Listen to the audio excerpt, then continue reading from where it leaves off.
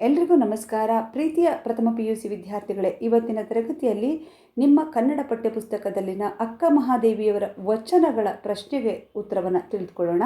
ವಿದ್ಯಾರ್ಥಿಗಳೇ, ಯಾರ್ಯಾರು ಹೊಸದಾಗಿ ಈ ನನ್ನ ವಿಡಿಯೋವನ್ನು ನೋಡ್ತಾ ಇದ್ರು, ದಯಮಾಡಿ ನನ್ನ ಚಾನಲ್ನ ಸಬ್ಸ್ಕ್ರೈಬ್ ಮಾಡ್ಕೊಂಡು ವಿಡಿಯೋ ನೋಡಿ. ವಿಡಿಯೋ ಇಷ್ಟ ಆದರೆ ಪ್ಲೀಸ್ ಒಂದು ಲೈಕ್ ಮಾಡೋದನ್ನು ಮರಿಬೇಡಿ. ಯಾರ್ಯಾರು ನಿಮ್ಮ ಸ್ನೇಹಿತರಿಗೆ ಈ ವಿಡಿಯೋ ಬೇಕಾಗಿದೆಯವರಿಗೆ ಶೇರ್ ಮಾಡಿ. ಹಾಗಾದರೆ ಪ್ರಶ್ನೆಗಳಿಗೆ ಉತ್ತರವನ್ನು ತಿಳಿದುಕೊಳ್ಳೋಣ. ವಚನ ಅಕ್ಕ ಮಹಾದೇವಿ. ಸಂದರ್ಭದೊಡನೆ ವಿವರಿಸಿರಿ. ಪ್ರಶ್ನೆ 1, ಮುತ್ತಿನ ಬಲೆಯಾದಡೆ ಬಂಧನವಲ್ಲವೇ? ಆಯ್ಕೆ.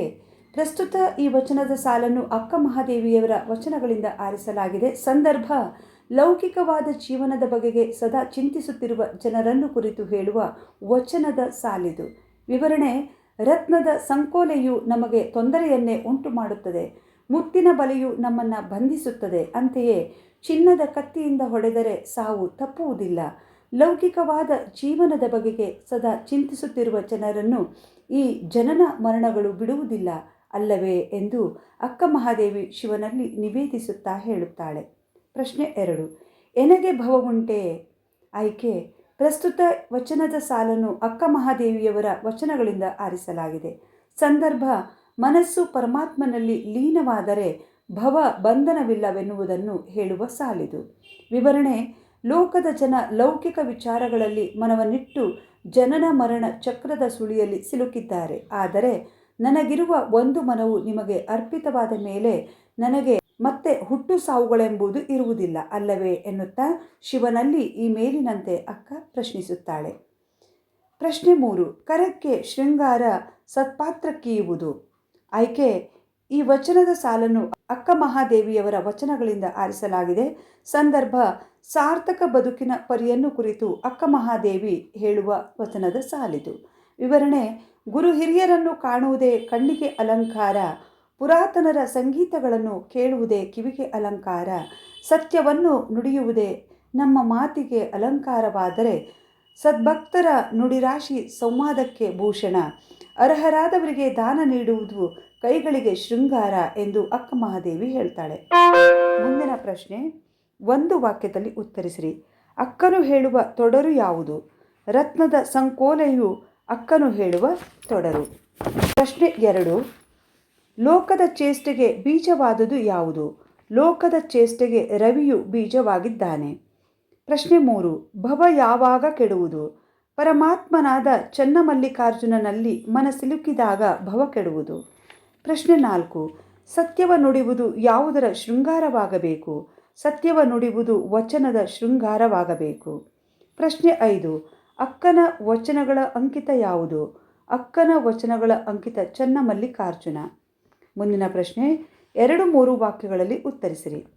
ಪ್ರಶ್ನೆ 1, ರತ್ನ ಮತ್ತು ಮುತ್ತು ಏನನ್ನು ಸೂಚಿಸುತ್ತದೆ? ರತ್ನವು ಸಂಕೋಲೆಯಾದರೆ ತೊಡರನ್ನು ಸೂಚಿಸುತ್ತದೆ, ಮುತ್ತು ಬಲೆಯಾದರೆ ಬಂಧನವನ್ನು ಸೂಚಿಸುತ್ತದೆ. ಪ್ರಶ್ನೆ 2, ಲೋಕ ಹಾಗೂ ಕರಣಗಳ ಚೇಷ್ಟೆಗೆ ಬೀಜ ಯಾವುದು? ಲೋಕದ ಚೇಷ್ಟೆಗೆ ಬೆಳಕಿನ ಆಕಾರವಾದ ಸೂರ್ಯನೇ ಬೀಜ, ಕರಣಗಳ ಚೇಷ್ಟೆಗೆ ಮನವೇ ಬೀಜ. ಪ್ರಶ್ನೆ 3, ಕಣ್ಣು ಹಾಗೂ ಕರ್ಣಗಳಿಗೆ ಶೃಂಗಾರ ಯಾವುದು? ಗುರು ಹಿರಿಯರನ್ನು ನೋಡುವುದು ಕಣ್ಣಿಗೆ ಶೃಂಗಾರ, ಕಿವಿಗೆ ಅಥವಾ ಕರ್ಣಕ್ಕೆ ಪುರಾತನದ ಸಂಗೀತಗಳನ್ನು ಕೇಳುವುದೇ ಶೃಂಗಾರವಾಗಿದೆ. ಮುಂದಿನ ಪ್ರಶ್ನೆ 5-6 ವಾಕ್ಯದಲ್ಲಿ ಉತ್ತರಿಸಿರಿ. ಪ್ರಶ್ನೆ 1, ಲೋಕದ ಭಜನೆಯಲ್ಲಿ ಸಿಲುಕಿದವರಿಗೆ ಮುಕ್ತಿ ಇಲ್ಲ ಎಂಬುದನ್ನು ಅಕ್ಕ ಹೇಗೆ ನಿರೂಪಿಸಿದ್ದಾಳೆ? ರತ್ನದ ಸಂಕೋಲೆಯಾದರೂ ಅದು ಅಡ್ಡಿಯಲ್ಲವೇ? ಮುತ್ತಿನ ಬಲೆಯಾದರೇನು ಅದು ಬಂಧನವಲ್ಲವೇ? ಚಿನ್ನದ ಕತ್ತಿಯಲ್ಲಿ ತಲೆಗೆ ಹೊಡೆದರೆ ಸಾಯುವುದಿಲ್ಲವೇ? ಲೌಕಿಕವಾದ ವಿಚಾರಗಳಲ್ಲಿ ತೊಡಗಿದರೆ ಜನನ ಮರಣಗಳು ಬಿಡುವವೇ? ಕೇವಲ ಬಾಹ್ಯ ಆಚಾರ ವ್ಯವಹಾರಗಳಲ್ಲಿ ತೊಡಗಿ ಶಿವನನ್ನು ಮರೆತಂತಹ ಜನರನ್ನು ಕುರಿತು ಈ ಮಾತುಗಳನ್ನು ಹೇಳುತ್ತಾಳೆ. ರತ್ನದ ಸಂಕೋಲೆಯೂ ನಮಗೆ ತೊಂದರೆಯನ್ನೇ ಉಂಟು ಮಾಡುತ್ತದೆ, ಮುತ್ತಿನ ಬಲೆಯೂ ನಮ್ಮನ್ನು ಬಂಧಿಸುತ್ತದೆ.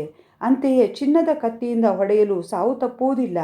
ಲೌಕಿಕವಾದ ಜೀವನದ ಬಗೆಗೆ ಸದಾ ಚಿಂತಿಸುತ್ತಿರುವ ಜನರು ಜನನ ಮರಣ ಎಂಬ ಚಕ್ರದಿಂದ ತಪ್ಪಿಸಿಕೊಳ್ಳಲು ಸಾಧ್ಯವಿಲ್ಲ. ಮುಕ್ತಿಯನ್ನು ಪಡೆಯುವತ್ತ ಜೀವಾತ್ಮ ಚಿಂತಿಸಬೇಕು ಎಂಬುದು ಅಕ್ಕ ಮಹಾದೇವಿಯ ಬಯಕೆ.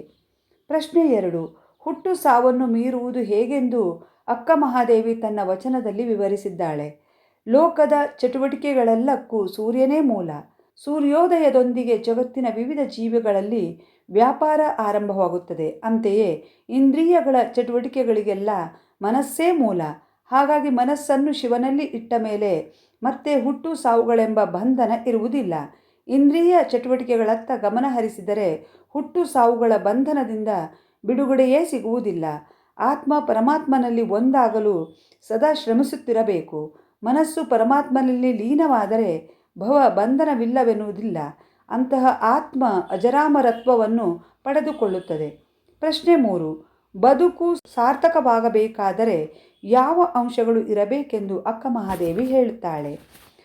ಬದುಕು ಸಾರ್ಥಕವಾಗಬೇಕಾದರೆ ಗುರು ಹಿರಿಯರನ್ನು ಪ್ರೀತಿಯಿಂದ ಕಾಣುವ ಕಣ್ಣು, ಪುರಾತನ ಸಂಗೀತಗಳನ್ನು ಕೇಳುವ ಕಿವಿ, ಸತ್ಯವನ್ನು ನುಡಿಯುವ ಮಾತು, ಶಿವಭಕ್ತರ ಸಮೂಹದಲ್ಲಿ ಸಂಭಾಷಣೆ, ಅರ್ಹರಾದವರಿಗೆ ದಾನ ನೀಡುವ ಕೈ, ಶಿವಶರಣರ ಸಮೂಹದೊಡನೆ ಜೀವಿಸುವಂತಹ ಅವಕಾಶಗಳಿದ್ದರೆ ಸಾಕು. ಇಲ್ಲದಿರೇ ಇವೆಲ್ಲ ವ್ಯರ್ಥ. ಇಂತಹ ಜೀವಿಯ ಜೀವನವು ವ್ಯರ್ಥವಾಗುವುದು. ಇಂತಹ ಜೀವ ಏತಕ್ಕಾಗಿ ಬೇಕು ಎಂದು ಅಕ್ಕ ಮಹಾದೇವಿ ಹೇಳ್ತಾಳೆ. ವಿದ್ಯಾರ್ಥಿಗಳೇ, ಇಲ್ಲಿವರೆಗೆ ಅಕ್ಕ ಮಹಾದೇವಿ ವಚನದ ಪ್ರಶ್ನೆಗಳಿಗೆ ಉತ್ತರವನ್ನು ತಿಳಿದುಕೊಂಡ್ರಿ. ವಿಡಿಯೋ ಇಷ್ಟ ಆದರೆ ಪ್ಲೀಸ್ ಒಂದು ಲೈಕ್ ಮಾಡಿ. ಹಾಗೆ ಪ್ರಥಮ PUC ಕನ್ನಡಕ್ಕೆ ಸಂಬಂಧಿಸಿದಂತೆ ಸಾಕಷ್ಟು ವಿಡಿಯೋಗಳನ್ನು ಹಾಕಿದ್ದೀನಿ ವಿದ್ಯಾರ್ಥಿಗಳೇ. ಆ ವಿಡಿಯೋಗಳನ್ನು ಹಾಗೂ ಅದರ ಉಪಯೋಗ ನಿಮಗೆ ಅವಶ್ಯಕತೆ ಇದೆ ಅಂದರೆ ದಯಮಾಡಿ ನನ್ನ ಚಾನಲ್ನ ಸಬ್ಸ್ಕ್ರೈಬ್ ಮಾಡ್ಕೊಂಡು ವಿಡಿಯೋ ನೋಡಿ. ಹಾಗೆ ಪ್ರಥಮ PUCಗೆ ಸಂಬಂಧಿಸಿದಂತಹ ಎಲ್ಲ ಸಬ್ಜೆಕ್ಟ್ಗಳ ಅಂದರೆ ಆಲ್ ಸಬ್ಜೆಕ್ಟ್ ಕ್ವೆಶ್ಚನ್ ಪೇಪರ್ಗಳನ್ನು ನಾನು ಹಾಕಿದ್ದೀನಿ. ಈಗಾಗಲೇ ಕೆಲವರು ಈ ವಿಡಿಯೋವನ್ನು ನೋಡಿದ್ದೀರಾ ಅಂತ ಅಂದ್ಕೊಂಡಿದ್ದೀನಿ. ಯಾರ್ಯಾರು ನೋಡಿಲ್ವೋ ದಯಮಾಡಿ ಆ ವಿಡಿಯೋಗಳನ್ನು ನೋಡಿ. ವಿದ್ಯಾರ್ಥಿಗಳೇ, ಇಲ್ಲಿವರೆಗೆ ನನ್ನ ವಿಡಿಯೋವನ್ನು ನೋಡಿದ್ರಿ. Thank you.